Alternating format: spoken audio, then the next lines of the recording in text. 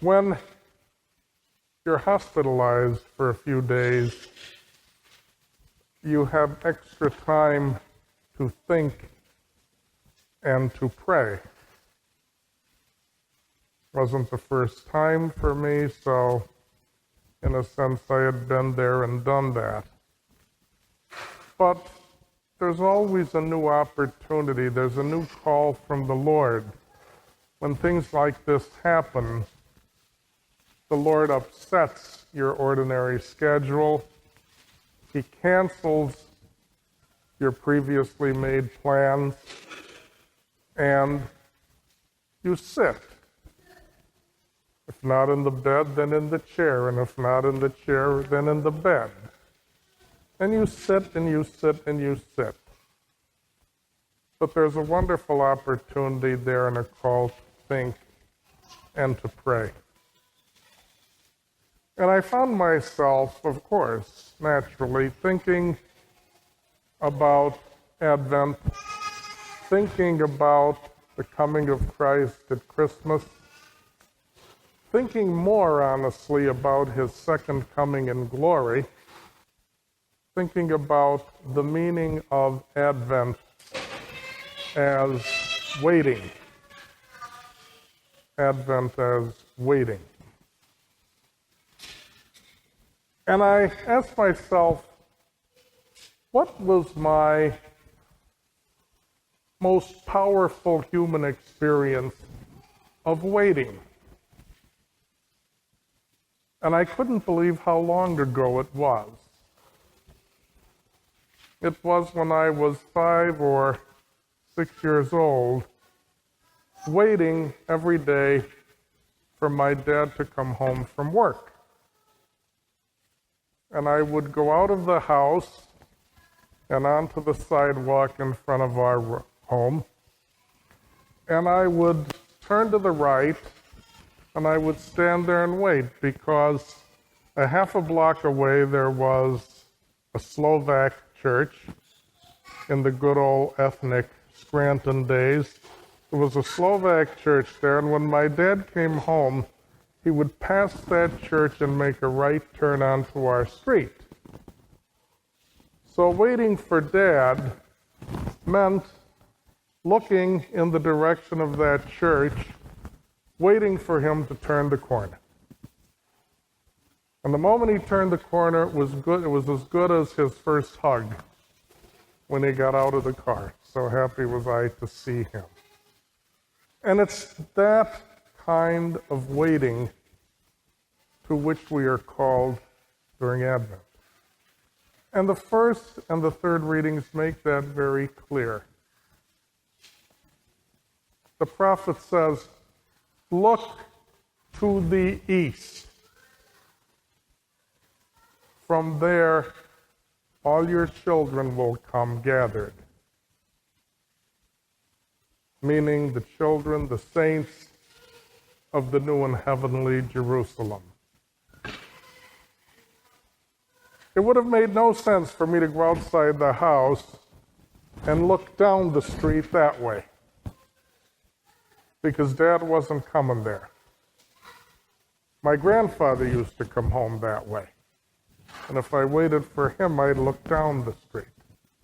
But when Dad was coming home, I'd look up the street. And the essence of waiting is waiting with your whole heart and soul. You're turned in the direction of what it is that you're waiting for. And that gives your waiting a sure and a certain hope. A beautiful hope. Prophet says, look to the east. Look toward heaven. Look toward the heavenly Jerusalem. And John the Baptist repeats the prophet in another place, saying, every valley will be lifted up, and every mountain will be leveled, and a straight way will be made to heaven, so that all flesh will see the salvation of God. Our Advent waiting is a full, intense, directed waiting. Just as I looked for Dad up the street to make that turn around the church, so too we are looking to the east. Notice in that gospel reading, Luke is very specific about history. When so-and-so was the governor here and so-and-so was the tetrarch there. Very specific historical references. When all of those characters, the politicians of Jesus' day, when all of them were in place, the Word of God came to John the Baptist in the desert, another concrete place, the Negev desert. One way to get there is to take the road from Jerusalem to Jericho, where the Good Samaritan helped the one who had been beaten. That road from Jerusalem to Jericho is named the Ma'ale Adumim, the going up of blood, because it's so hot there from the desert that the stones turn red in the hot season from the desert heat. And there is a town also called Ma'ale Adumim, and that town was in the news this morning because it's part of the area where the Jewish government announced that they will build new settlements.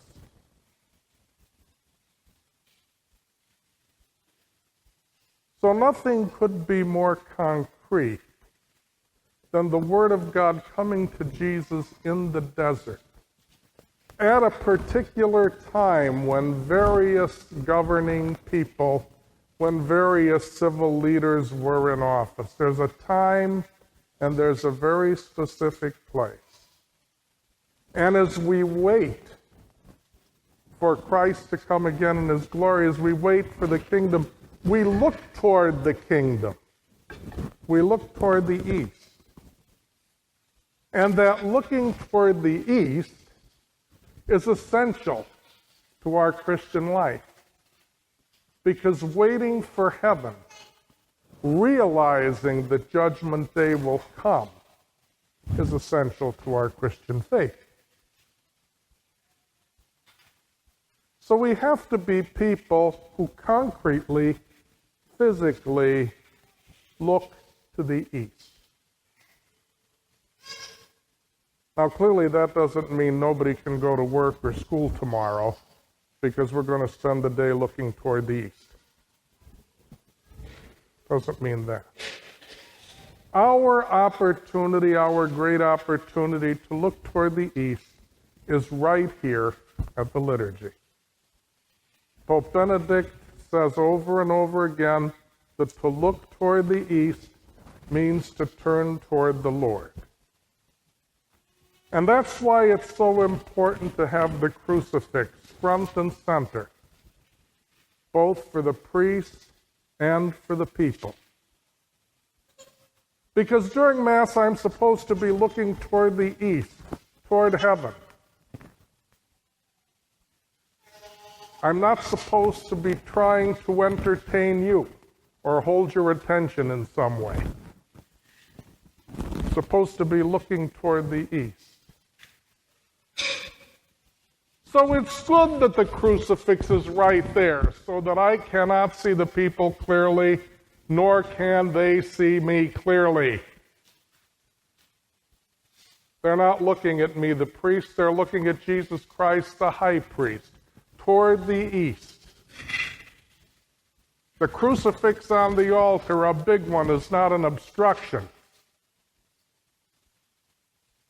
It's there to help us live the very basics of our faith in terms of Advent, which means looking toward the east. Looking toward the east is turning toward the Lord. And when we look at the crucifix, you from your side, I from my side, we're all turned toward the Lord.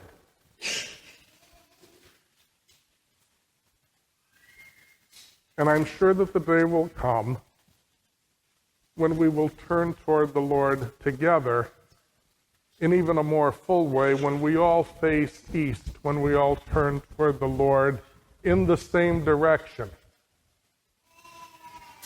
And when we do that, that's not the priest turning his back on the people. That's the priest directing the people to look toward the east, to obey the prophetic word, to believe how concrete, real, physical, and visible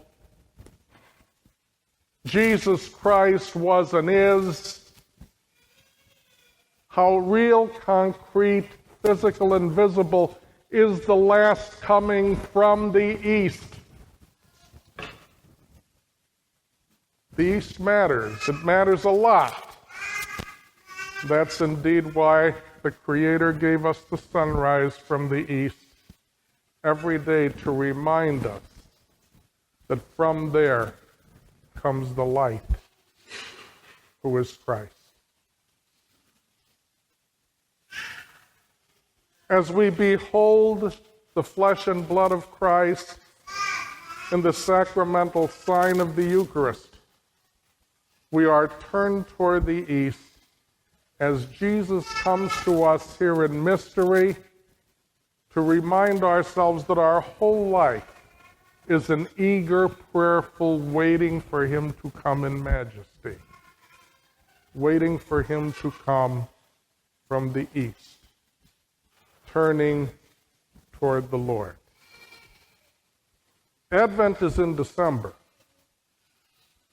but Advent is 365 days a year of waiting for the Lord, turning toward the east, turning toward the Lord. Let's remember that when we're at Mass. Because then and only then will our flesh see the flesh of Jesus Christ glorified.